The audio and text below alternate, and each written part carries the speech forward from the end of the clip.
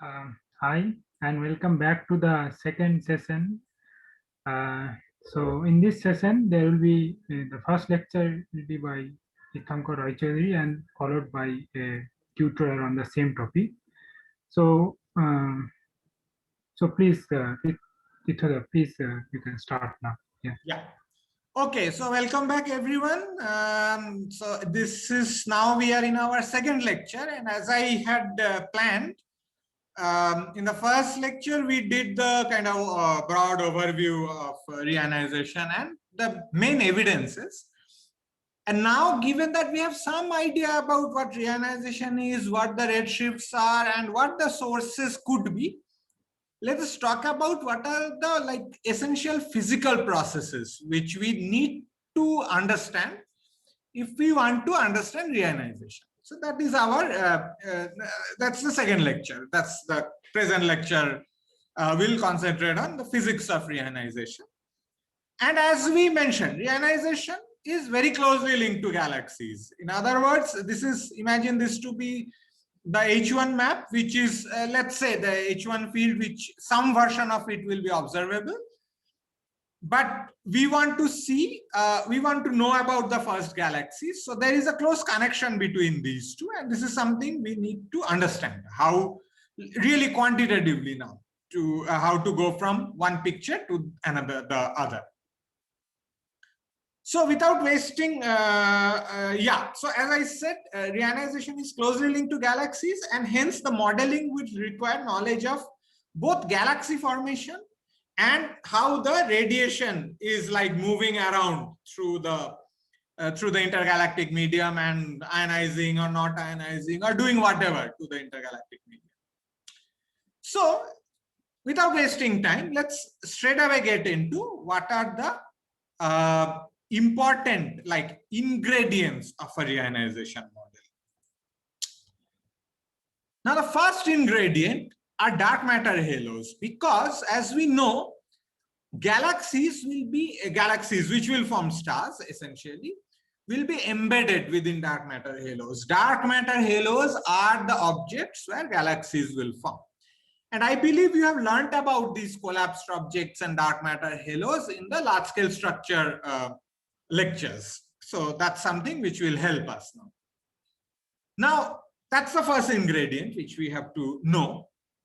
Next is the crucial one, that given these dark matter halos, how does the gas behave within these dark matter halos? So the gas should be within the dark matter halos and it should do something proper so as to form the stars. Okay, we can't just let the gas remain in the dark matter halos. That will not form stars. So that will lead to a large number of extremely nonlinear and complicated physical processes. For example, we need to learn about cooling, we need to learn about fragmentation, because the gas clouds needs to fragment, and essentially those will lead to further molecular clouds and stars. And finally, we need to learn about processes called feedback.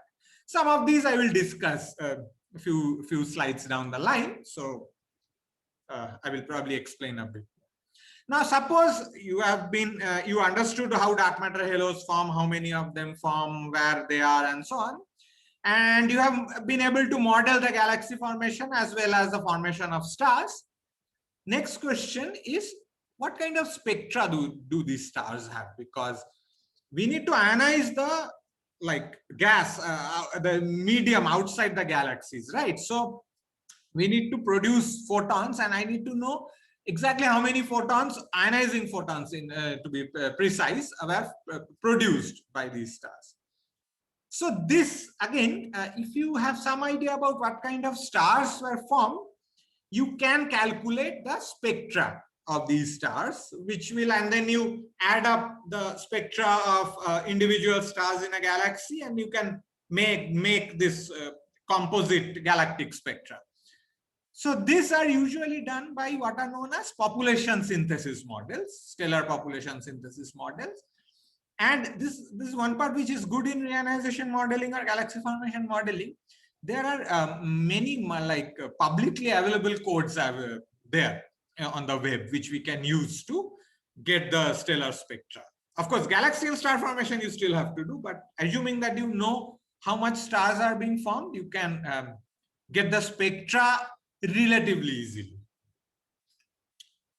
Next is something which is very important and at the same time very uncertain. That is the escape of photons from the galaxy. This galaxy has formed stars and, let us say, ionizing photons. But will all of them escape into the surrounding intergalactic medium? If they don't come out of the galaxy, then there is no reionization by galaxies. And why won't they come out of the galaxy? Because, as I was hinting in the previous lecture also, that galaxies are predominantly neutral. There are a lot of neutral hydrogen in galaxies, and we know that from low redshift observations, direct observations. Now, suppose the number of ionizing photons produced are all spent there, that they are not able to come out. There's so much neutral hydrogen in the galaxy around the stars that the number of the photons are not able to just come out of the galaxy. Then we will be in trouble. So this also needs to be accounted for, that at least definitely not all the photons produced will come out of the galaxy. In other words, not all the photons will escape into the intergalactic medium. So that's called escape of photons from the galaxy. These are dependent on so many, we don't even know what it depends on. It will depend on the clumpiness of the interstellar medium, because if the interstellar medium is clumpy, there will be some low density like channels through which the photons may escape very easily. It may also depend on turbulence within the interstellar medium. For example, if the supernova goes off and there is a huge outflow, a lot of energy is being transported outside, the matter is being cleared off and so on, it may help escape of ionizing photons and so on.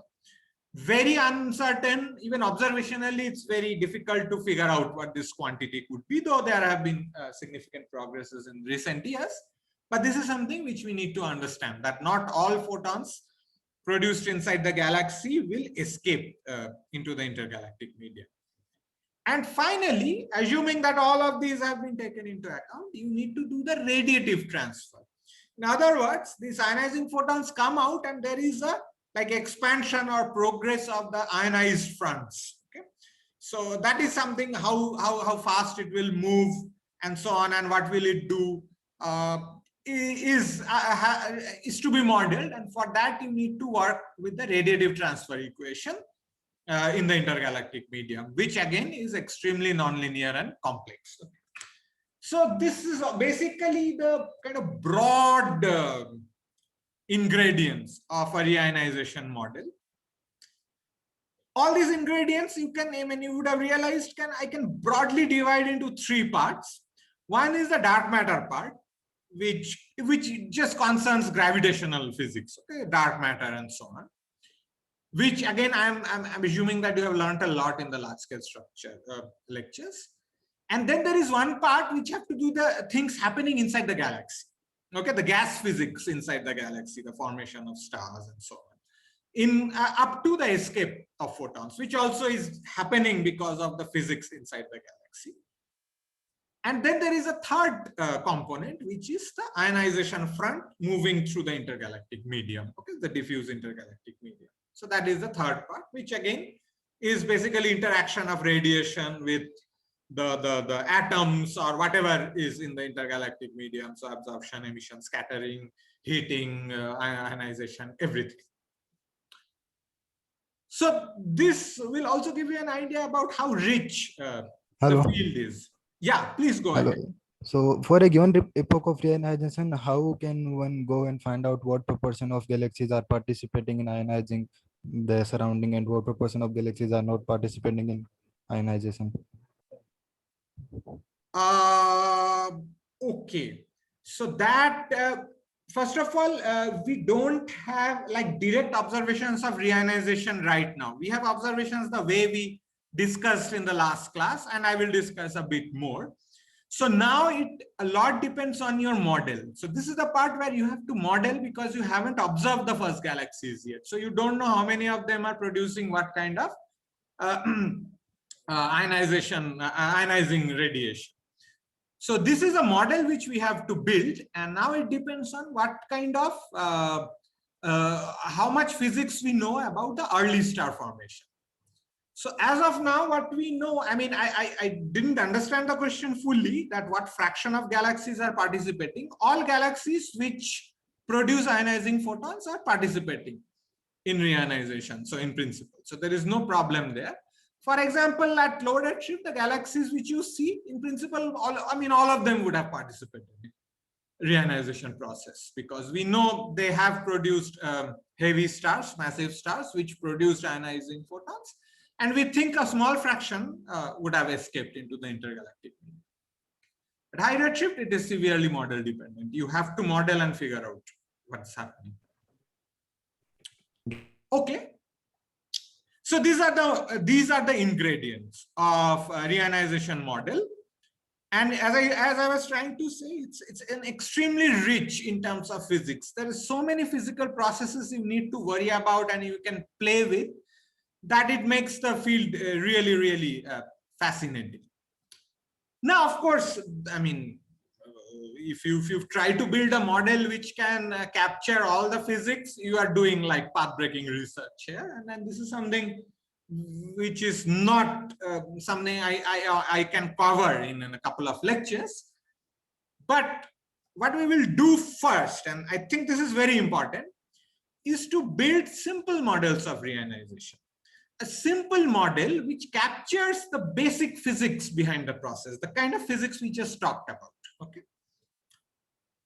And to keep it simple, we will concentrate on evolution of globally averaged quantities. Okay, we will talk about the fraction of volume or fraction of mass that is ionized and things like that. And at the moment, we will ignore about the patchiness of reionization, the kind of maps I showed.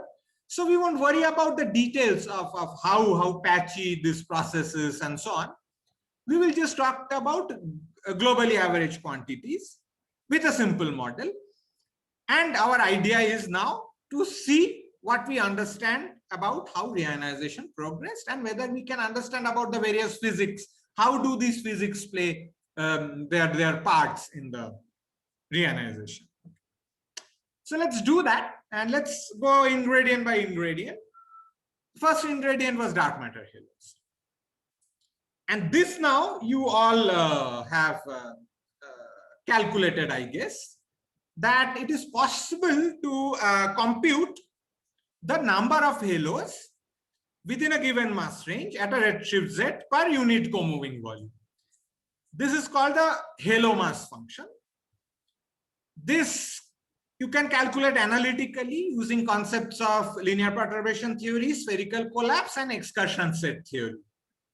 Okay, again, this is something you may have done, but if not, just let me know. The simplest such model for halo mass function goes by the name of Press and Schechter. Okay, it's called Press-Schechter mass function. And this is the formula for the Press-Schechter mass function. I'm not going to discuss this, but this is something you may have seen already. And most of the symbols I'm hoping are self-explanatory. If not, just let me know. This Press-Schechter is a very simple but somewhat like primitive mass function. There are much more sophisticated and advanced versions of that. One which is widely used is called the Shed-Tormen mass function. So that uses concepts of ellipsoidal collapse rather than spherical collapse. Then there are mass functions which are obtained by fitting n-body simulations. N-body, dark matter n-body simulations, you do very high dynamic range simulations and fit those, you find the number of halos in your simulation box, fit for it and find out the mass function. So that's also something which people do routinely. So a quantity which is of interest is called the collapse fraction. The collapse fraction is nothing but the fraction of mass that is in dark matter halos above some certain mass, let's say m min. So the formula for F collapse, which depends on the minimum mass of halos, is this. So what did we do? We took the number of halos per unit volume, per unit mass. And then if I integrate over all mass, I will get the total number of halos. But before integrating, I multiply by the mass of each halos. So this quantity, this integral will give me the mass within halos per unit volume. Mass within halos of having mass above m min. Okay, so this is the mass within halos per unit volume divided by the total dark matter mass per unit volume. So that gives you the fraction of mass that is sitting inside halos above this mass of m min. So this is called the collapse fraction, and as I said, it depends on the minimum mass which you are interested in. For Pressure mass function, this can be calculated analytically. Because of this Gaussian-like factor here, the final result turns out to be an error function, a complementary error function to be precise.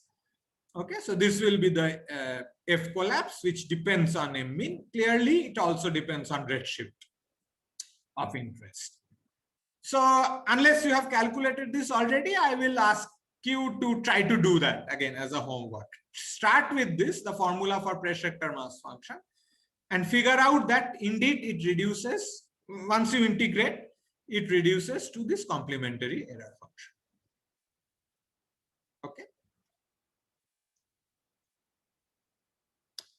Now, this is about the dark matter part. What will the gas do within halos? So gas, first of all, what will happen is the dark matter halo, once it's formed, the dark matter inside that will be under virial equilibrium. For example, this virial equilibrium is something you would have used in your spherical collapse calculation to calculate the collapse redshift or collapse time and the collapse over density of dark matter halos and things like that. So in the virial equilibrium, what happens is the gravitational collapse, the forces due to gravity, is balanced by random motions of dark matter particles. The gas too collapses within the halo, but because when it collapses, it picks up velocity, large velocity, and then of course the gas does not remain like simple spherical shells. Different shells kind of hit each other with different speeds. It gets heated. Basically, it gets shock heated. Okay, it gets shock heated to a temperature which is known as the virial temperature, which is approximately given by Gm, the mass of the halo, times the mass of the particles baryons are made up of. So if you think hydrogen is the most abundant element there, you just multiply by the mass of hydrogen or mass of proton, and you divide it by K and the radius of that halo. Okay, so Gmm by R will give R square. It should have been, okay, so not R square would have sorry, R is correct. So I'm sorry, R is correct. Gmm by R would have given you the potential energy, and that you equate to roughly the kinetic energy, which is K times T. So that is how this T virial is calculated. Putting in the values, you will find that this T virial is of the order of 10 to the 4 Kelvin for a halo of mass 10 to the 8 solar mass, and it increases for with the halo mass as m to the 2/3. There is also a redshift dependence. The corresponding density of gas, if you just work this out, will turn out to be very small, 10 to the minus 25 grams per cc, assuming that the halo over density is of the order of 200. You would have calculated values like 18 pi square and so on. So take it to be 200 to be order of magnitude, and this is what you will get. Now this density is simply too small for nuclear reactions to start. If you just have this gas in like virial equilibrium, shock heated inside the halo, it will just be that. Okay, gas will be in equilibrium, very happy. It's not collapsing, not expanding within the halo, but there is no star also. And these halos are completely useless for us, because unless stars form, there's nothing going to happen. So to form stars, you need to condense the gas. Okay, you need to get the density much higher. For that, you need to cool the gas. Okay. Now, the gas cooling means it has to lose energy, and to lose energy, you have to allow how do you allow the gas to lose energy? the most important way, the way it happens is via what we know as radiative cooling. So what happens is the cooling rate essentially is dominated by collisional excitation of neutral hydrogen and singly ionized helium also, if you take into account helium. So what happens is the atoms are colliding with each other because it's very high temperature. And once in a while, what will happen is these atoms will be, if the collision happens with a high energy, the neutral atoms will be excited to a higher level via collisions. Now, when the atom de-excites, it will emit a photon. And that photon, if it can leave the halo, it will carry off some energy. So essentially, after all this process, what will happen is you have lost some energy. Okay, fine. Firstly, you transfer the kinetic energy to excitation energy. And then the excitation energy was transformed into radiation, and that radiation escaped from the halo. So you lost energy. Now, if this becomes very efficient, you will keep on losing energy, and that's basically radiative cooling. However, for this to happen, you need to first excite the atom from ground state to the excited state. And this requires the gas to have temperatures 10 to the 4K up above. 10 to the 4K comes because the level difference between the ground state of hydrogen and the first excited state is of that order. So if, for example, if you have a halo where the gas is at temperature, let's say 1000 Kelvin, the gas is there, but it won't be able to excite any atoms to the electron to a higher level, and hence there is no de-excitation, there is no radiation, and hence there is no cooling. Okay, so the gas won't be able to cool. So it's slightly counterintuitive, but it is very easy to understand that you need to have the gas hotter to start with in order for it to cool. If you have too cold a gas, it won't cool. Okay, it will just be there. So clearly, halos which have masses around 10 to the 8 solar mass or less will not be able to cool. Okay, and particularly if there is only hydrogen and helium present. At lower redshifts, things become a bit complicated because the interstellar medium then consists of metals, oxygen, carbon, nitrogen, and these are produced in the first generation of stars. When the first generation of stars form, the gas is pristine and contains only whatever is produced in Big Bang nucleosynthesis, hydrogen and helium. So presence of metals basically help in increasing the cooling rate because of various additional excitation levels available. But as I said, metals are not present at high redshift.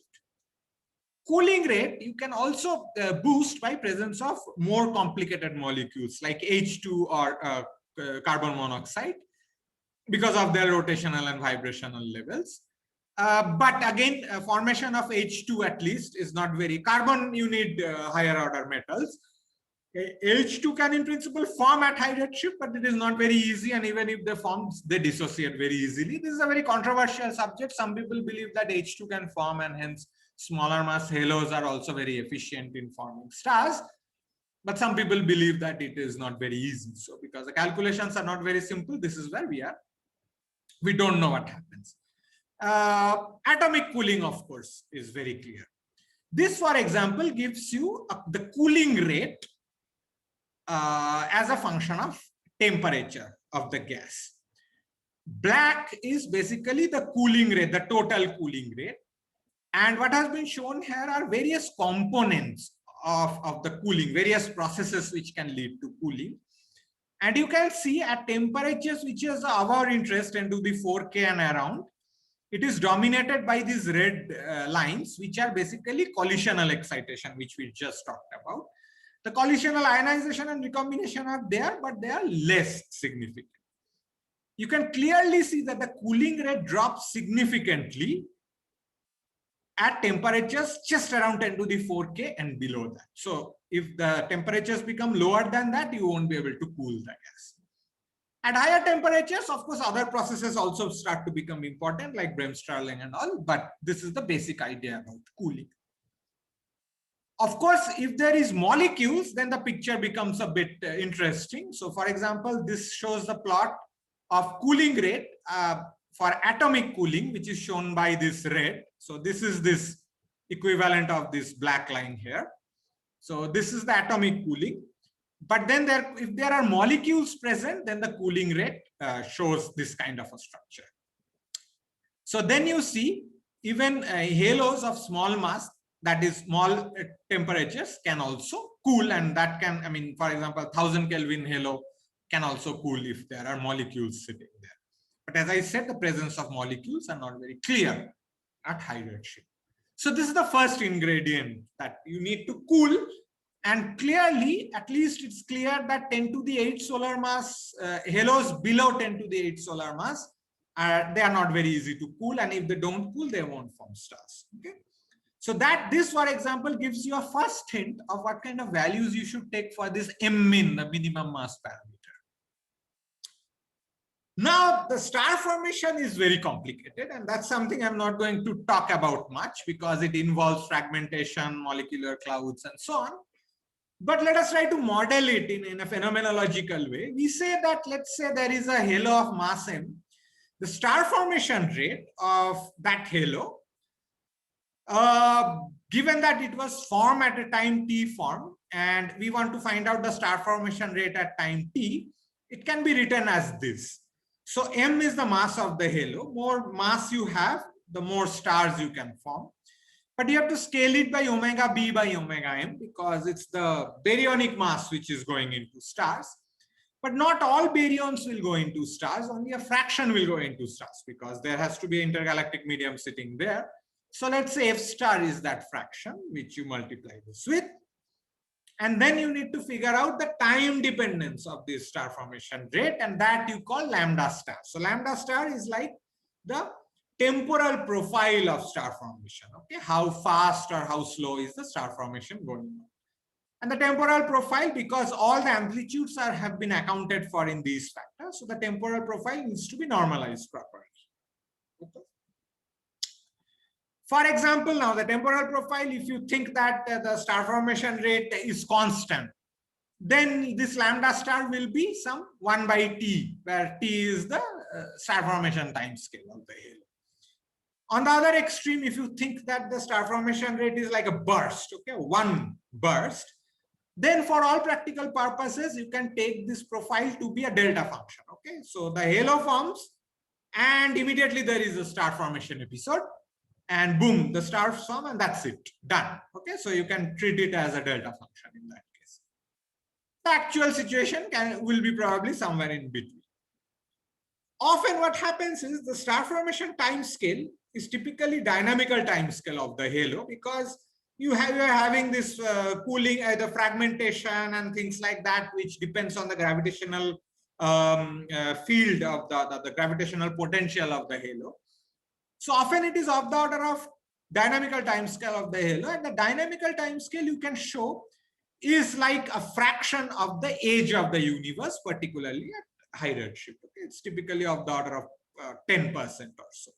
So often people assume this lambda star to be a burst. Okay, it is not. I mean, 10% is not very small, so it may not be a very good assumption, but it really simplifies matter, as you will see later. If you are not happy with this delta function assumption, you can come up with models. I mean, there are models of how the star formation rate is expected to evolve with time. That was star formation. Next ingredient was spectra. Okay, what kind of radiation is emanated from these stars? Now, for that, you need to know the stellar initial mass function and metallicity. So, you have to assume something for that. In principle, the galaxy formation model should give you this, but suppose you have done a very hand-waving galaxy formation model, then you have to put this by hand. Then it's possible to calculate the radiation coming out from these galaxies using the population synthesis model. And one thing which I have used, for example, is Starbus 99. Go and search for Starbus 99. There is a nice web page. There is a form where you can submit jobs, and it will give you the stellar spectra and everything. And they have some archive already. So, for example, what has been plotted here is from that Starbus 99 website. The luminosity, for example, of a galaxy versus wavelength, so that is the spectra, for two different kind of metallicities. Okay, one is metal poor, which is blue. One is normal, like what we see around us. that kind of solar metallicity kind of galaxy. Now you clearly see there are a lot of structures here which we understand, but I won't go into the details. But clearly, for example, we see that metal poor stars are efficient producers of ionizing photons. The right hand side instead shows the luminosity, again the spectra for 3 different ages. Okay, so you started the star formation at t equal to 0. What happens at million years, 10 million years, and 100 million years? So you see at early times, you have a lot of star formation. The luminosity is high and then it dies down. What is interesting for us is this dashed line. This dashed line corresponds to 912 angstrom. That corresponds to like ionizing photons, the wavelength corresponding to ionizing photons. So all photons leftward of that are ionizing photons. They have wavelengths smaller than 912 angstrom, hence frequency larger than what is required to ionize. So now you see at early times, the galaxies produce a lot of ionizing photons, but at late times, it decreases very rapidly. That is because the ionizing photons are essentially driven by what we call O and B type stars, the most massive stars. But these massive stars are very short-lived. Okay, they die in million years. So first million years, you produce a lot of ionizing photons, but after that, I mean, the galaxy is shining, but it is not producing ionizing photons. And if you go to 100 million years, there is almost nothing in ionizing photons. Okay, so that is something you should be able to keep in mind. And all this will come out from those models of population synthesis. So the population synthesis will give you the luminosity L nu as a function of frequency per unit mass of stars formed. Okay? It's sometimes called the specific luminosity. And given the specific luminosity and the star formation rate, you can find out a number of ionizing photons produced per unit time from a halo. So you have to integrate over the star formation rate and you have to integrate over the luminosity over frequencies above the hydrogen ionizing frequency, because those are the frequencies you are interested in. So again, I'm not going to describe every term in full detail, but what I will ask you is to go through these equations and try to derive it. And if you find any difficulties in deriving, just ask. Now, again, since ionizing photons are produced by massive stars, we really don't need to track the star formation throughout, because they're mostly produced in the first million years. And the first set of million years is like a delta function, if you compare it with the age of the universe, okay, which is like few 100 million years to billion years at the redshifts of our interest. So often what happens is this integral can be replaced by a delta function. Okay, so it happens like in an instant.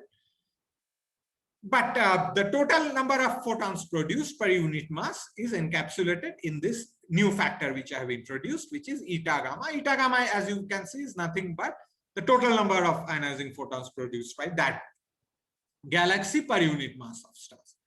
So if you do this, if you treat this as a if you treat this as a delta function, so this time integral will go away and the photon production rate will end up to be looking something like this. So this is the number of photons produced per unit time by a galaxy, number of ionizing photons produced per unit time by a galaxy of mass m. Okay, so all these factors, now we understand what they are. Okay, and that now it depends on the profile of the star formation. Of course, now that is for one halo. Now we have to find the total number of ionizing photons produced by all the halos in the universe. But we know what is the number of halos of each unit mass. But we have to now do a bit more careful analysis, because halos once formed may not survive forever. We know that our universe, the structure formation proceeds as in hierarchical manner. So smaller halos will merge into larger halos. So halos once formed may not survive all the time. So what you have to do is, if you want to calculate the total number of ionizing photons produced per unit time, per unit volume, you take this quantity for each halo. Then you form how many halos are being formed at that redshift. But to a later time, how many of them have survived. So this is the survival probability. And then you integrate over all possible mass. Possible mass means all masses which can produce stars. And then and you have to integrate over all time, clearly. Okay, so now we have this time derivative of the halo mass function multiplied by the survival probability. Now, if we assume that the star formation is burst-like, then this integral also simplifies, because remember, n dot contains this temporal profile of star formation. And if you replace that by a delta function, this time integral goes out of the picture. And the survival probability for those cases is 1, because the halo might be destroyed later, but all the ionizing photons have already been produced before that. So every time a halo forms, it will produce ionizing photons according to this simple model.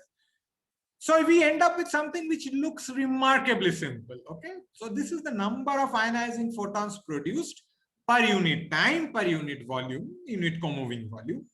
This is what it is. This is the time derivative of the halo mass function times the mass of the halo times this efficiency factor, and then you integrate this over all halos which can form stars.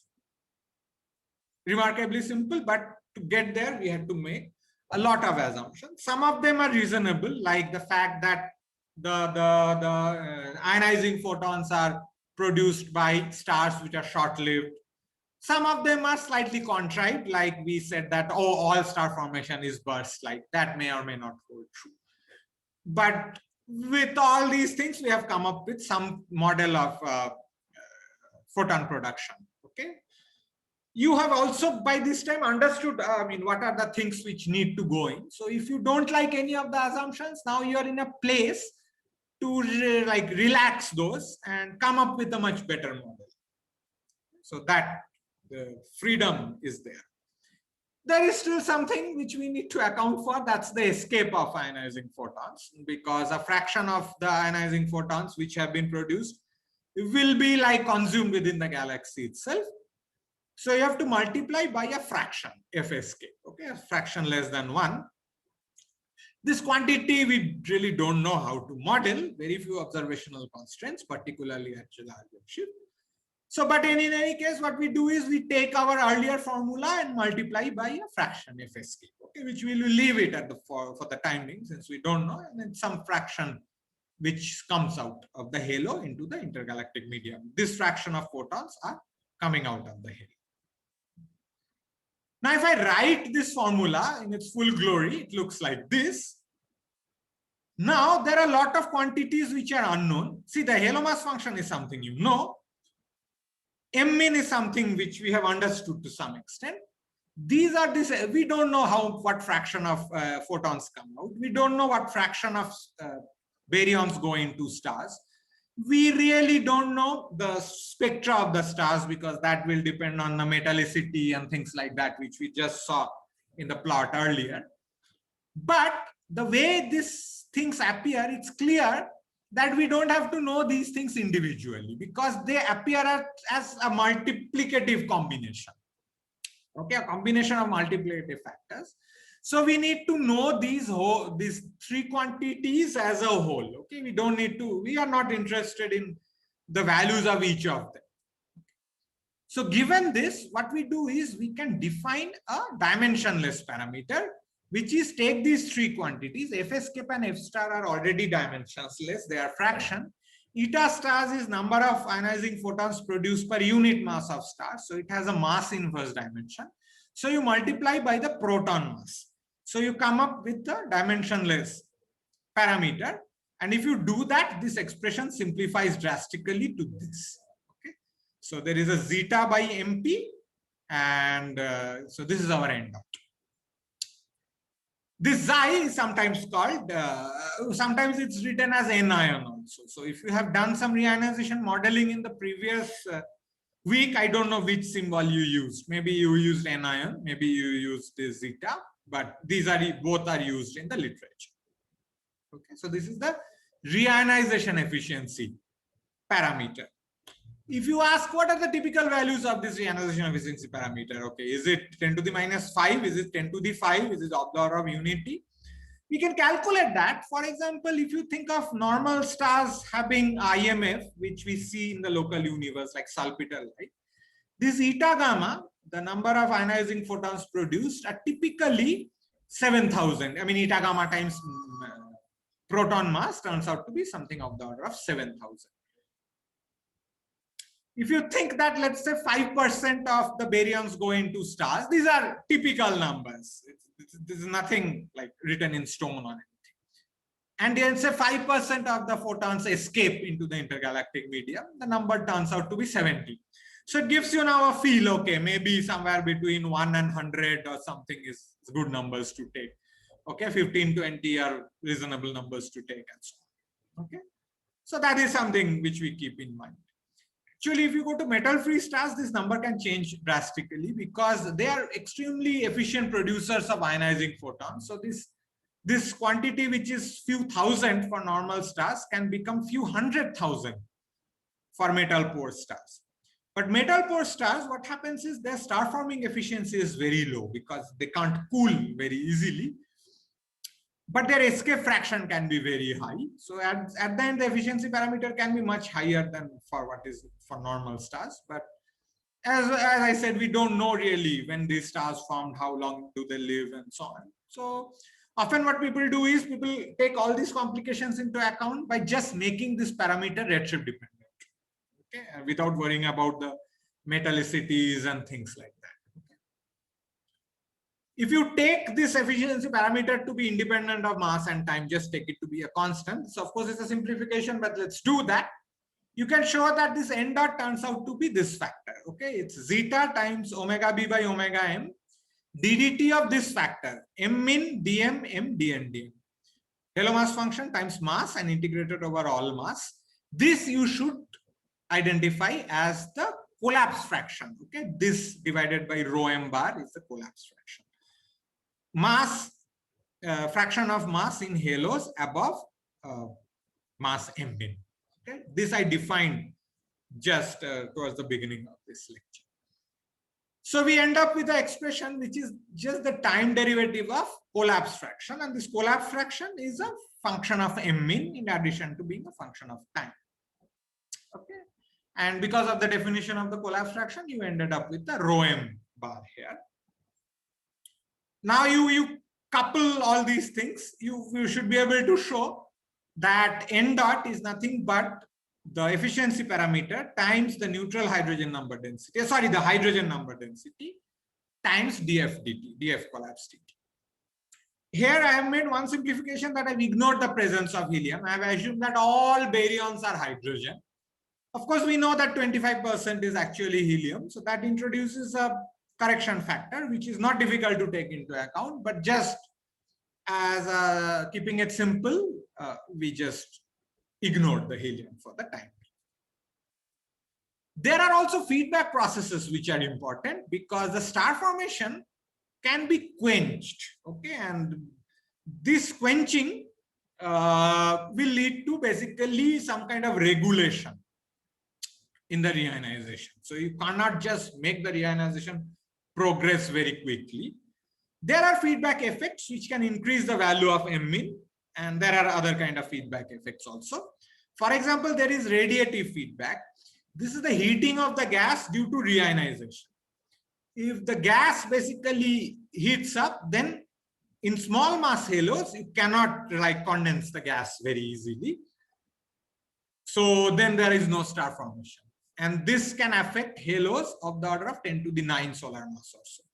So in neutral regions, 10 to the 8 solar mass halos can form stars. But once you have ionized and heated it up, you will see that halos between 10 to the 8 and 10 to the 9, roughly, they cannot form stars anymore. Okay, so clearly you have killed off many star forming halos or potentially star forming halos. So you are forming stars to like reionize the universe, and that reionization is going back and killing the potentially star forming halos. So this is this feedback, negative feedback loop. There's also mechanical feedback like energetic events like supernova explosions that can like they'll deplete the gas if the potential well is too shallow, which means the halo mass is too small. Again, typically 10 to the 9 solar mass halos and below can be affected by supernova explosions. Okay, so but supernova explosions means you have to go through one round of star formation and then supernova comes and goes out. Whether supernova is important or not is again a controversial topic, but yeah, it's there. There's chemical feedback because remember, as I said, the first generation of stars are very efficient producers of photons, ionizing photons. But if you now pollute the medium with metals arising from supernova explosions from these first stars, this will change the chemistry of the next generation of stars. Okay, so the first generation of stars are called population 3 stars, and then you transit to population 2 stars, and that can affect the formation of photons. Remember, as I said, the population 3 stars can have an efficiency parameter of the order of 100, but later generation of stars, it reduces to of the order of 10 or so. Okay, so there is this feedback happening. So all these we understand to some extent and in principle can be accounted for. Now this is all about formation of photons. Now what do we do about this radiative transfer? So to do that, first you need to understand that the quantity which we are after is the neutral hydrogen density. In principle, if somebody gives you the neutral hydrogen density, the density of neutral hydrogen at every spatial point in the universe at every time, then essentially the problem of reionization is solved. Okay, you know exactly which points are neutral at what time and which points are ionized at what time and so on. And if you can do that for all times at all spatial locations, the problem is solved. Now to do that, you have to solve a reasonably complicated equation, but in fact, this equation is reasonably simplified. So what happens is the neutral hydrogen, the evolution is determined by essentially two terms. One is ionization. So you lose neutral hydrogen because of ionization. So that the number of hydrogen you will lose will be proportional to number of neutral hydrogen you have. That you have to multiply by the photoionization rate. So this gamma H1, which I had plotted in the previous lecture, is called the photoionization rate, and that is basically coming from the number of ionizing photons. But there is also recombination, the inverse. You ionize, you photoionize a neutral hydrogen atom by hitting it with a ionizing photon. But what can happen is the electron and a proton can come together, and there is non-zero probability that they will combine again and form a neutral hydrogen. So there will be increase in the neutral hydrogen density. That depends on the number of protons or number of ionized hydrogen atoms times the number of electrons times the recombination coefficient. Okay, so this essentially tells you how many recombinations can happen. Of course, here again I have ignored helium and other elements. The photoionization rate in this case can be in principle related to the number of ionizing photons. So that is the connection you should keep in mind. You can show that this equation simplifies if you are interested in time scales which are much larger than the inverse of photoionization rate. In that case, this evolves very slowly, and so what happens is for most practical purposes you can equate these terms. It's like a quasi-equilibrium. And it leads to an equation which looks like this. So this is known as photoionization equilibrium, and it is believed to hold very well in ionized regions. In fact, when the IgM is highly ionized, you can actually solve for this equation very easily. This equation has a quadratic form in XH1, the neutral hydrogen fraction. But if the neutral hydrogen fraction is much less than 1, then this numerator is just unity, and you can solve for XH1, and the XH1 looks like this. You can clearly see that the XH1 is proportional to the recombination rate. Clearly, more recombination leads to more neutral hydrogen. It's also proportional to the hydrogen density or the density of that place. So more dense regions tend to remain neutral. So that is why we find a lot of neutral hydrogen in regions which are otherwise very dense, okay, like galaxies, for example. It is inversely proportional to the photoionization rate, of course. More photoionization means less neutral hydrogen.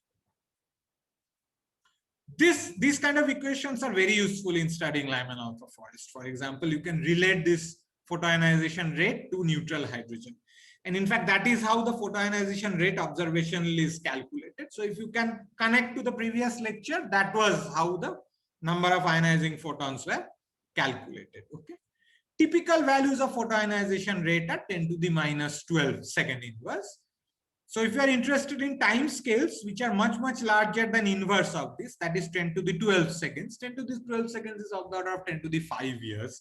Most of the time, we are interested in time scales much larger than that. At those time scales, photoionization equilibrium is a very good approximation. There is another concept which plays a big role. Now, this is a quantity which is calculated at every position, spatial location. Now, that is something which is very impractical. You really can't go and do. So often, as I said, we are interested in globally averaged quantities. I mean, I'm not really going to do this calculation at every place, but you give me a globally average quantity and I just want to understand the global evolution of the reionization process. So in that case, you can take a cosmologically significant volume, a large volume V. And what you can do is you can like take this, for example, this photoionization equilibrium equation and integrate over large volumes. So what will happen is at the left-hand side, you will integrate over all the neutral hydrogen. On the right-hand side, if you see, there is a factor which is n square. N square because recombination is an n square process. You need to bring two particles close enough to have the recombination working. So if that is the case, then the right hand side has an n square. You have to really do a averaging or an integral over n square. Now this equation, the left hand side is easy to deal with. You just define an average density of neutral hydrogen atoms, so that you say n bar. Right hand side, you have to actually define a average of n square. Now average of n square is something which we don't know how to do. So I replace the average of n square by n average square, but I multiply by a correction factor, which is C, which is called clumping factor. And clearly clumping factor is nothing but n square average by n average square. It's like the RMS value. Okay. So this essentially depends on the clumpiness of the medium. If the medium was completely smooth and homogeneous, this clumping factor would have been 1, but we know medium clearly it's clumpy. So that actually comes and accompanies the recombination term. The clumping factor plays a role in characterizing recombinations. Now, if you now want to calculate the growth of ionized regions, what you can do is, during reionization, the intergalactic medium is basically divided into two parts, a highly ionized part and a largely neutral part. I mean, you should think of this kind of a picture. There are some sources, they have already ionized this much. There are some other sources, they have ionized this part, and there are many other such like combinations in the whole universe. So this is just one toy example. Now, of course, there is a volume which sources are producing this many photons per unit volume, and they have already ionized a fraction which is QH2. Okay, so this is the ionized fraction. Now you fast forward by a time interval delta t. In this time interval, you will produce n dot delta t number of more ionizing photons. What will these photons do? Some of these photons will be spent in ionizing new, otherwise neutral regions, these purplish regions. They were neutral in the previous time step, but now they have been ionized. So you spend some photons here. So that is basically will give rise to an increase in this average neutral, the fraction of mass that is ionized. Okay, so Q goes from Q to delta Q because of this part. But then you will also have to spend some photons in ionizing the atoms which have recombined in already ionized regions, because once you have ionized, they won't remain ionized forever. They will recombine. So you lose some photons here. So this is where basically the number of ionizing photons go, basically in these two processes.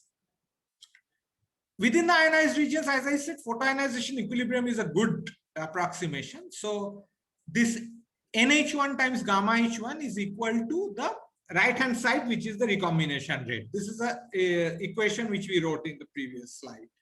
And if we do that, you can arrange some of these terms. You will end up with the equation which looks like this: dq dt is n dot by number of hydrogen atoms minus q times clumping factor times the recombination rate times the hydrogen fraction, and there is a dilution factor. Okay, so this is something again you should try to derive, and if you cannot, just let me know. We can in fact go a bit forward. N dot we have already modeled. N dot is what? It was some efficiency parameter times number of hydrogen atoms times dF collapse dt. So if we do that, then the growth of ionized regions is the efficiency parameter times dF collapse dt minus the recombination term. So the ionized regions are growing because you are producing more photons, but there is some compensation because of recombinations. They are holding the growth. Okay, they are not allowing the growth to happen as fast as you want. And now you see there are free parameters here: the clumping factor, the minimum mass of halos, and this zeta.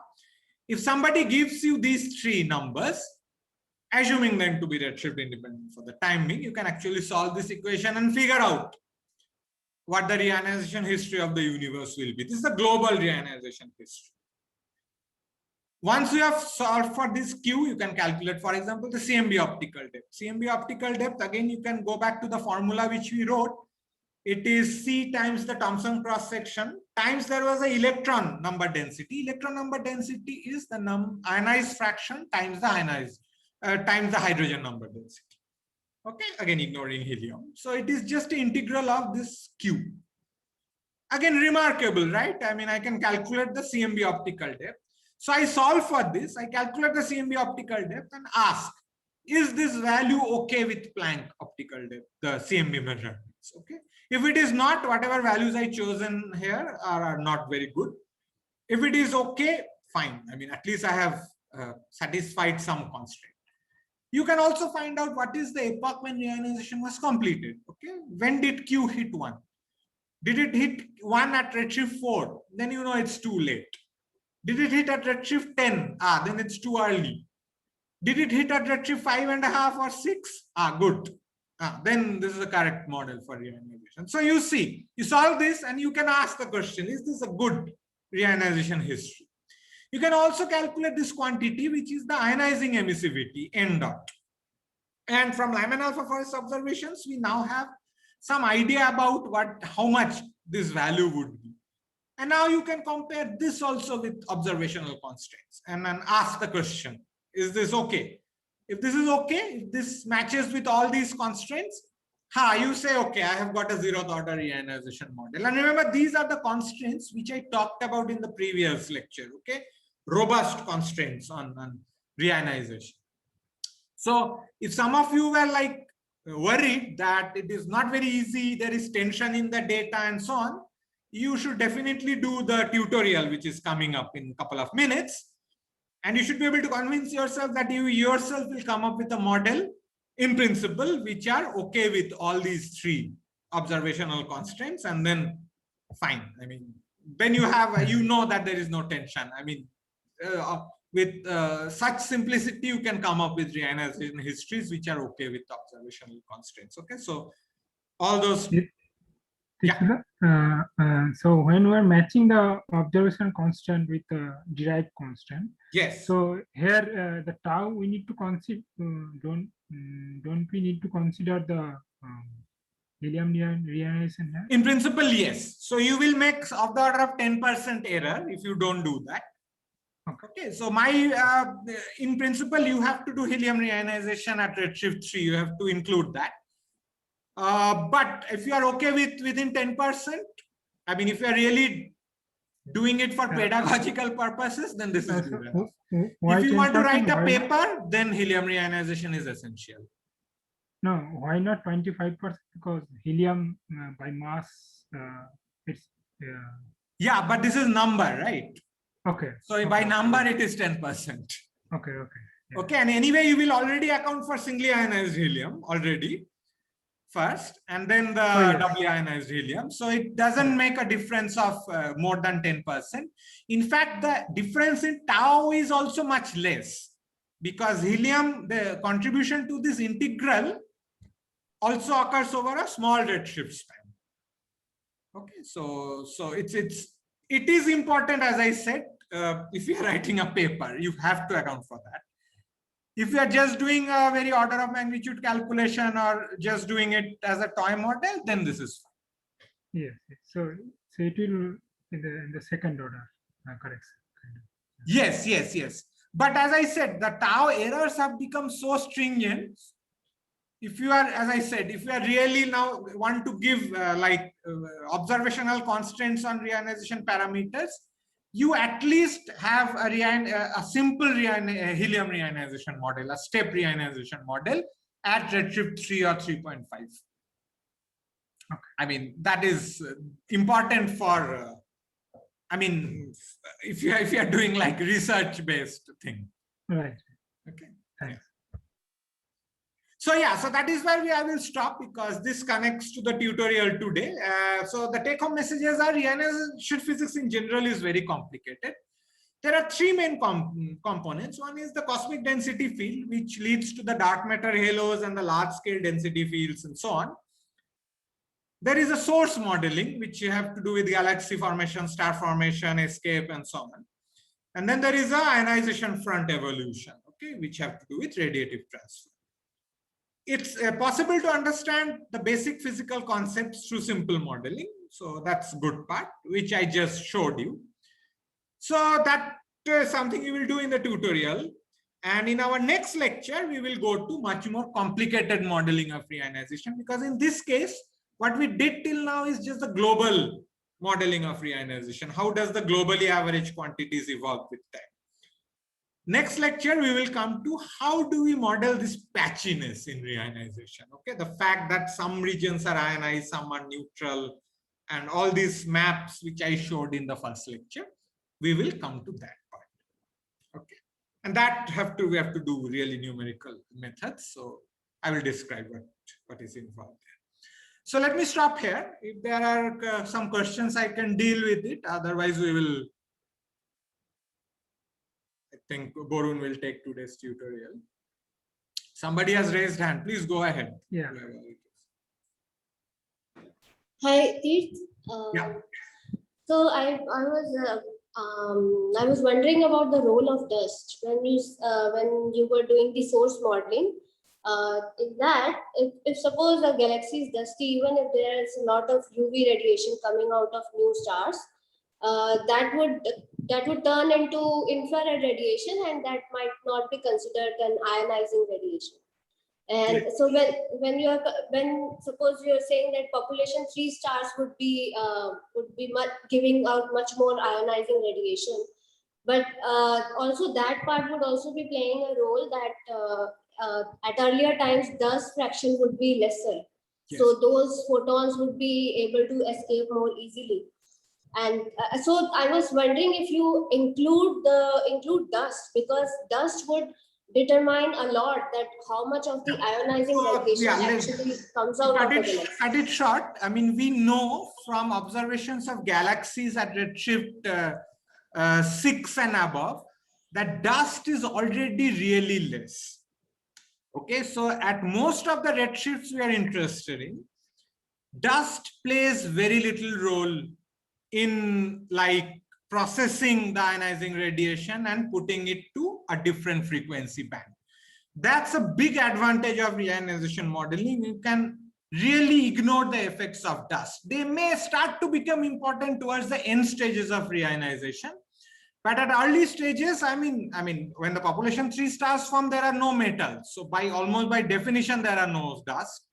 And by the time dust tends to become important, and that you can try to model from the metallicity seen in quasar absorption lines to the spectra of galaxies you see at redshift 7, 8, and so on, that dust is a much like subdominant player at reionization redshifts. Okay?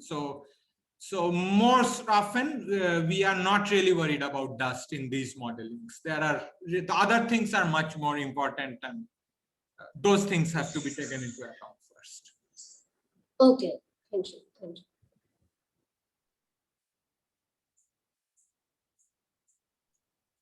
So can I ask a follow-up question? Like, can we not incorporate the effect of dust in the escape fraction? In The principle, yes. I mean, so you anyway escape fraction is not known, and you will put some unknown number there. Now you can ask that the number I put 10% as escape fraction. So I can ask that 90%, where did it go?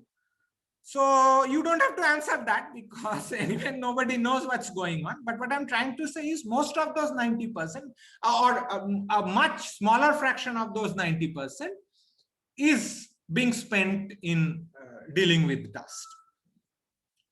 So that is the physics part of it. Okay, I mean, it's not, I'm not trying to say that if there was dust we would have been stuck. It's just that dust is much less important than neutral hydrogen at those redshifts.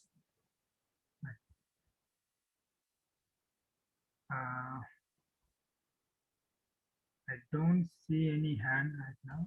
But hello, sir. Yeah. Yes. Yeah, go ahead.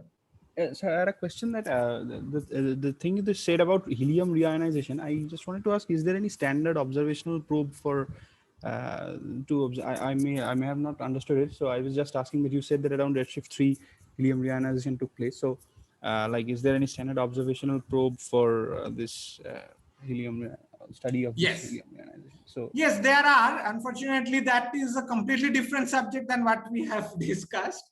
So what happens is, so the helium reionization is slightly more complicated. So helium has 2 electrons. So to ionize the first, to ionize hydrogen, you need photons of 13.6 electron volts and above. To knock out the first electron of helium, you need photons of energies 24 point something electron volts and above. Okay, which is close to 13.6. So stars from galaxies can do that. So we believe that the helium, the first ionization of helium happened with hydrogen. Now the second ionization of helium, to knock out the second electron, you need photons which will have energies 4 times 13.6 electron volts because of the n squared dependence, z squared dependence of the energy levels.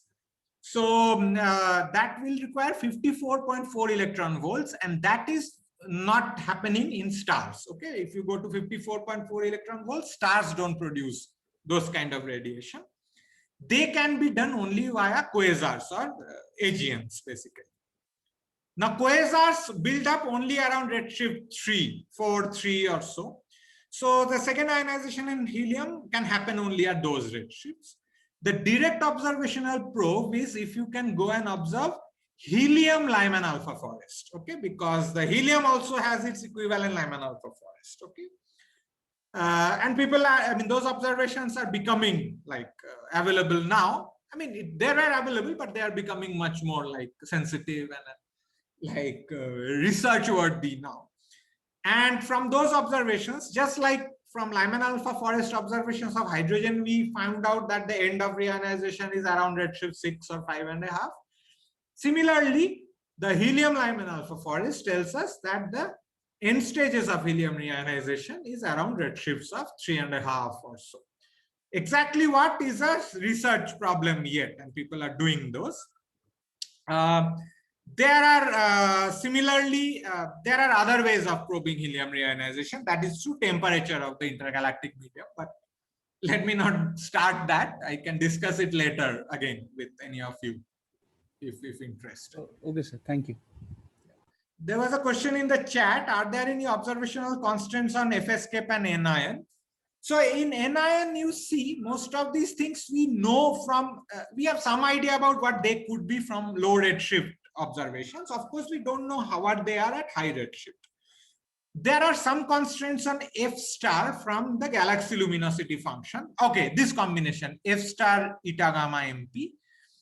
This combination can be constrained from galaxy luminosity function observations, which are becoming available till about redshifts 10 now. So we will have some constraints on that. F escape is a much more difficult quantity to constrain, but there are constraints which are coming up mostly at low redshifts. But the numbers vary. I mean, some people find that some galaxies simply don't throw out any photons. Some galaxies throw out 50–60% of photons. The average may be somewhere around 5 to 10%. But we really don't know the numbers because we have observed this in so few galaxies. We are not able to come up with a really good number, but it is clear that it is a galaxy dependent quantity. It is probably also dependent, even for a same galaxy, it is a direction dependent quantity. Photons may be coming out of one side, but not from the other side and so on. So it's a very complicated quantity. It is not zero. It is not very high. Exactly where it falls, we don't know. But it will probably become clearer in the next few years because the observations are increasing. People are targeting this kind of observation. Now, why these observations are difficult and how people are targeting is again a long story. And I can, again, if somebody is interested, I can discuss that separately.